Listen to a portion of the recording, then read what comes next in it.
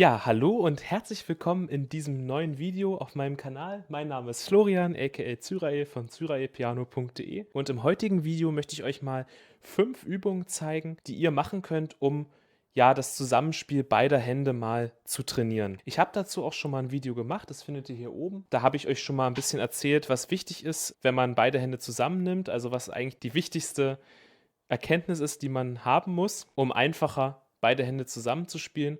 Und heute möchte ich euch mal gezielt 5 Übungen zeigen, womit ihr das Ganze einfach trainieren könnt. Ihr könnt diese Übungen wirklich einfach immer mal wieder wiederholen, so zwischendurch. Und dann werdet ihr sehen, dann könnt ihr wirklich mithilfe dieser Übungen, wenn ihr die immer mal macht, sehr gut hier das Zusammenspiel beider Hände trainieren. Ne? Das ist ja wirklich die Königsdisziplin beim Klavierspielen.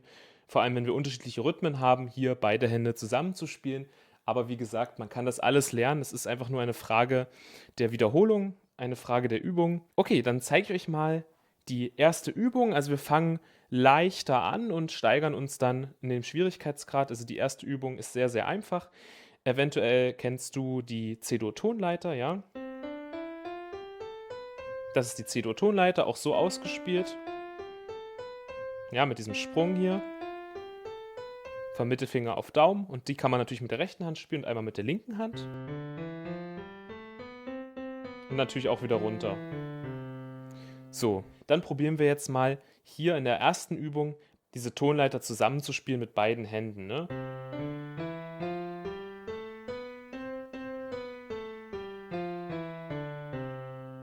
Okay. Ich wiederhole es nochmal.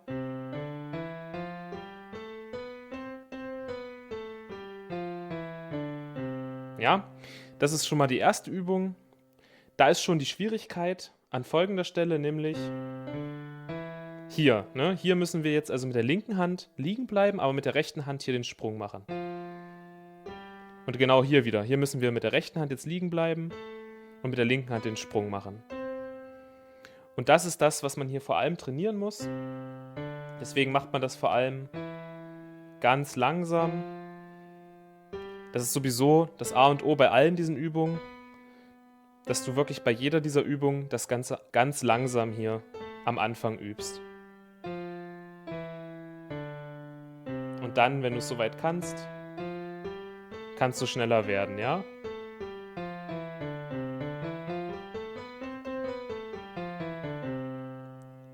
Okay. Ja, und das hilft uns schon mal dabei, ja, diese, sag ich mal, einfachere Übung noch, dass wir einfach trainieren, hier eine andere Bewegung zu machen auf der rechten Hand als auf der linken Hand und andersrum. Ne? Dass wir das Gehirn trainieren, dass wir nicht immer beide Hände gleich bewegen, sondern dass wir sie auch unterschiedlich bewegen können. Ne? Das müssen wir wirklich üben, aber das kann man ganz einfach wie ein Muskel auch trainieren. Und das ist eine super Übung dafür und auch noch gar nicht so schwer. Ja, wenn du es noch nie gemacht hast, wenn du anfängst zu trainieren, hier beide Hände zusammenzuspielen, wird es trotzdem für dich eine große Herausforderung sein. Ne? Die zweite Übung, jetzt steigern wir uns ein bisschen. Jetzt spielen wir nämlich diese Tonleiter mal noch weiter nach oben, ja. Und zwar zeige ich dir, wie das Ganze gemeint ist. Also wir bleiben bei C-Dur und jetzt spielen wir wie folgt.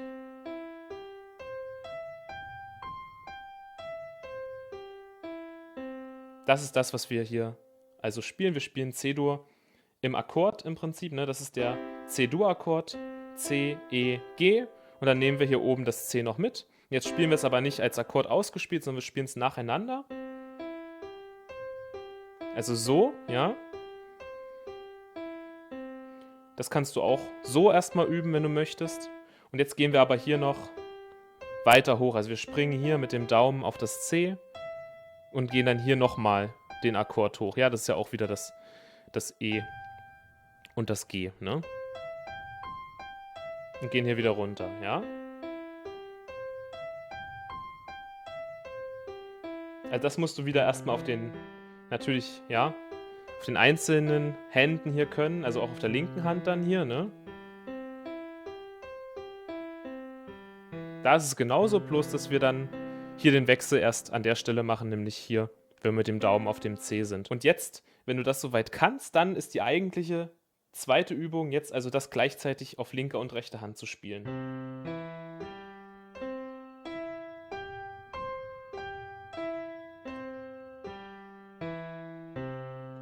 Genau so. Genau wie bei der ersten Übung die Schwierigkeit wieder hier auf diesen Wechsel zu achten. Hier wechselt die rechte Hand, die linke Hand bleibt noch liegen. Und jetzt wechselt auch die linke Hand, die rechte Hand bleibt liegen. Und genau wieder andersrum, ne? Also im Prinzip genau wie die erste Übung, bloß dass wir jetzt hier eine etwas schwierigere Melodie sozusagen spielen, weil wir den hier Akkord nach oben spielen. Ne? Das kann man übrigens auch ausreizen, also man kann das dann auch über die ganze Klaviatur spielen. Ne? Also man kann dann hier weitergehen und dann wieder runter. Und könnte jetzt hier noch weiter nach unten gehen. Ne? Ich denke, das Prinzip ist klar. Wenn dir das jetzt zu schnell ging, das Video nochmal pausieren, nochmal zurückspulen und dir das nochmal in Ruhe angucken, wie ich das spiele, und dann kannst du es mir gerne nachmachen. Bei der dritten Übung gehen wir jetzt also noch einen Schwierigkeitsgrad höher. Schwierigkeit bei der dritten Übung ist es jetzt, wir spielen jetzt in unterschiedlichen Rhythmen. Ne? Wir spielen jetzt also nicht gleichzeitig. Jetzt haben wir immer gleichzeitig die Tasten angeschlagen und jetzt schlagen wir die Tasten nicht gleichzeitig immer an. Ne? Wir spielen also einen anderen Rhythmus. Die rechte Hand spielt in dem Fall, wie ich es dir jetzt zeige, schneller als die linke Hand. Und zwar wie folgt. Wir nehmen uns die ersten 5 Töne der C-Dur-Tonleiter und spielen im Prinzip hier nur diese 5 Töne hoch und wieder runter. Ja?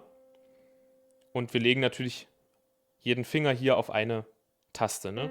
Daumen auf C, Zeigefinger auf D und so weiter, ne? Dass wir hier ganz locker drauf liegen. Das machen wir mit der linken Hand auch. Und jetzt spielen wir es aber so, dass wir die linke Hand immer nur spielen bei jedem zweiten Ton, den die rechte Hand spielt. Ja? Klingt kompliziert, ist es nicht. Ich zeige es dir mal. Also wir schlagen natürlich erstmal gemeinsam an.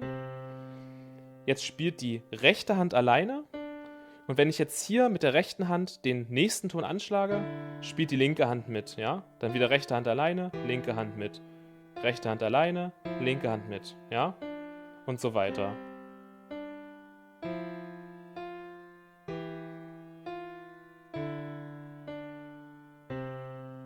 Also die linke Hand spielt nur bei jedem zweiten Ton der rechten Hand hier mit und spielt aber auch natürlich dieselbe Melodie nach oben und nach unten. Ja, und das spielen wir halt einmal, bis hier die linke Hand wieder hier unten auf dem C ist. Ne?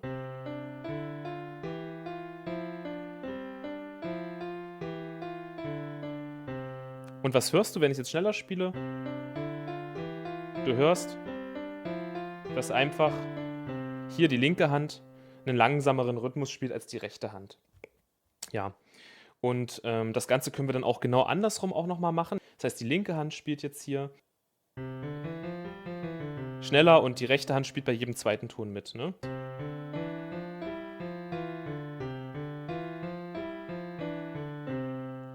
Ja, also einfach das Ganze andersrum. Ne? Die rechte Hand spielt bei jedem zweiten Ton mit, den linke Hand spielt. Genau, das ist schon die Übung. Probier dich da mal aus. Es ist auch wieder eine super Übung, um hier dieses Gefühl dafür zu kriegen, dass du nicht immer gleichzeitig die Hände anschlägst, die Finger anschlägst, rechte, linke Hand, sondern dass du wirklich auch unterschiedliche Rhythmen spielen kannst. Man muss das mit so kleinen, einfachen Melodien am Anfang erstmal trainieren, damit man dann später bei schwierigeren Melodien hier kein Problem mehr hat. Dann die vierte Übung, die ich dir mitgebracht habe, ist wieder ein Ticken schärfer. Und zwar suchen wir uns jetzt hier ein Muster aus auf der linken und auf der rechten Hand, und zwar unterschiedliche Muster. Ne? Jetzt hatten wir eben immer die gleichen Muster und jetzt haben wir mal unterschiedliche Muster. Ne? Und da würde ich dir mal ein Muster vorgeben. Und zwar auf die linke Hand spielt folgendes. Das fängt beim A an, spielt zweimal das A, dann F, F, ja, zweimal das F, C, zweimal und G zweimal. Und das ist es schon.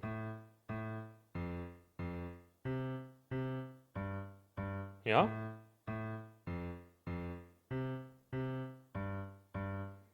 Das ist das Muster.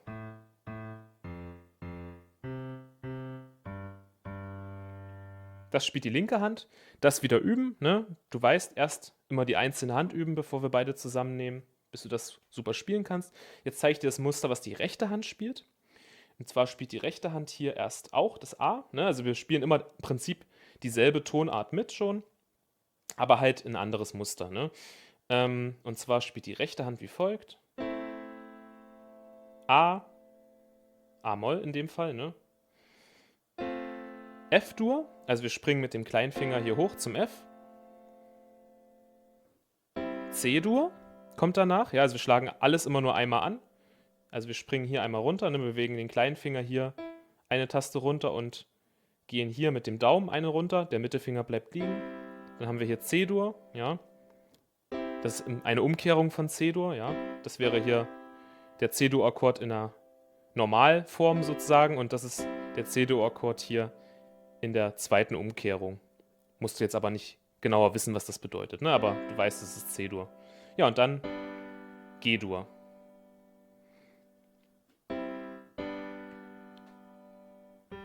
G-Dur. Schlagen wir auch einmal an, ne? Da können wir einfach hier so springen, ne? Also du hast ja hier den Mittelfinger und den kleinen Finger liegen auf dem C und dem E und jetzt kannst du einfach hier den Zeigefinger und den Ringfinger nehmen. Genau, das wieder üben, also das ist das Muster. So weit üben, bis du es kannst. Und jetzt kommt die eigentliche Übung für beide Hände.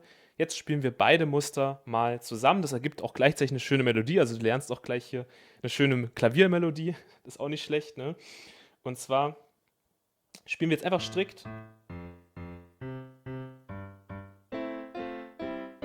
diese Muster hier zusammen. Und das wieder kannst du auch am Anfang sehr, sehr langsam machen, ne? Wenn dir das jetzt zu viel ist, dass du es wirklich ganz, ganz langsam erstmal trainierst.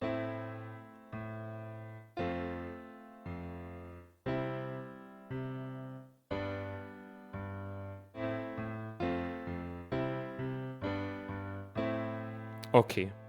Ja, und das ist schon die Übung, einfach um hier auch wieder dieses unterschiedliche Rhythmusgefühl zu trainieren. Einfach rechte und linke Hand miteinander abzustimmen. So, und jetzt kommt die 5. Übung, die ich noch für dich dabei habe. Die ist auch wieder ein Ticken schwerer, aber dasselbe Prinzip, nur dass wir jetzt auf der linken Hand ein schwierigeres Muster spielen. Ne? Wir haben jetzt hier einfach nur einzelne Töne angeschlagen. Die könnte man übrigens auch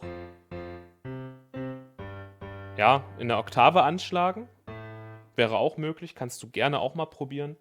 Aber was ich dir jetzt zeigen möchte, jetzt spielen wir auf der linken Hand ein Muster. Und zwar dieses hier. Ja, das ist wieder, ich fange bei C an. Das ist dieses hier, kannst du ja auch wieder ein anderes Muster suchen, ein komplizierteres, wenn du möchtest. Aber ich zeige dir jetzt dieses hier. Das ist schon das Muster, ja. Wir spielen C, G, C, H. So, das ist es schon, ne? Das musst du können. Das musst du trainieren. Einfach hier dieses Muster zu üben. Auch so in der Geschwindigkeit, das zu spielen. Du siehst, hier mache ich diesen Sprung. Das ist so eine kleine Schwierigkeit natürlich. Man nimmt hier beim Daumen, wenn man den Daumen des C anschlägt, nimmt man hier den Zeigefinger und schlägt hier das H an, das E an, entschuldige, ja. So, und jetzt machst du Folgendes auf der rechten Hand. Und zwar kannst du dir jetzt auf der rechten Hand ein spezielles Muster aussuchen. Das bietet sich natürlich an, sich da eins zu nehmen, der C-Dur-Tonleiter, weil wir uns ja hier in C-Dur befinden. Du kannst dir also ein bestimmtes Muster aussuchen, meinetwegen sowas hier.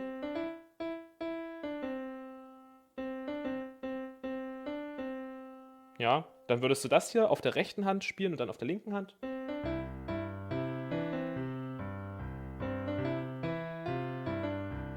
Ich habe jetzt ein anderes gespielt, weil ich schon wieder vergessen hatte, was ich da eben gespielt habe.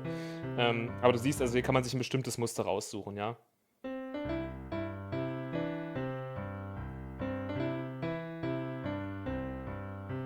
So, und dann würdest du auf der rechten Hand dieses Muster spielen, auf der linken Hand würdest du einfach hier das die ganze Zeit spielen, ne? Und die Schwierigkeit hierbei ist, wie du gesehen hast, ich spiele auf der rechten Hand wirklich in einem ganz, ganz anderen Rhythmus. Das musst du ganz, ganz langsam am Anfang einfach trainieren, ne? Nimmst du dir jetzt dieses Tonmuster und übst es ganz, ganz langsam, ja?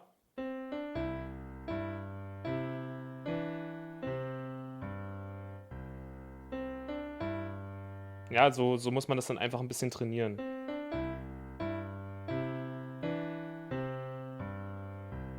Was du auch machen kannst, ist gar nicht dir auf der rechten Hand ein spezielles Muster suchen, sondern einfach hier jetzt das zu spielen. Jetzt spielst du einfach Töne der C-Dur-Tonleiter in verschiedenen Rhythmen und probierst das einfach mal aus, ja?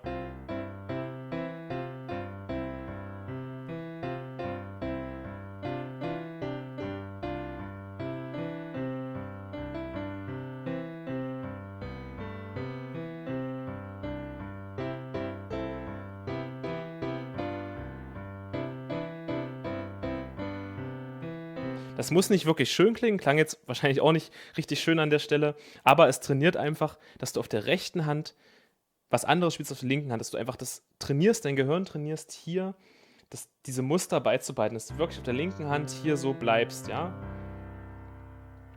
Dass es der linken Hand am Ende völlig egal ist, gedanklich jetzt, was die rechte Hand macht, die bleibt einfach hier in ihrem Muster und die rechte Hand kann machen, was sie will.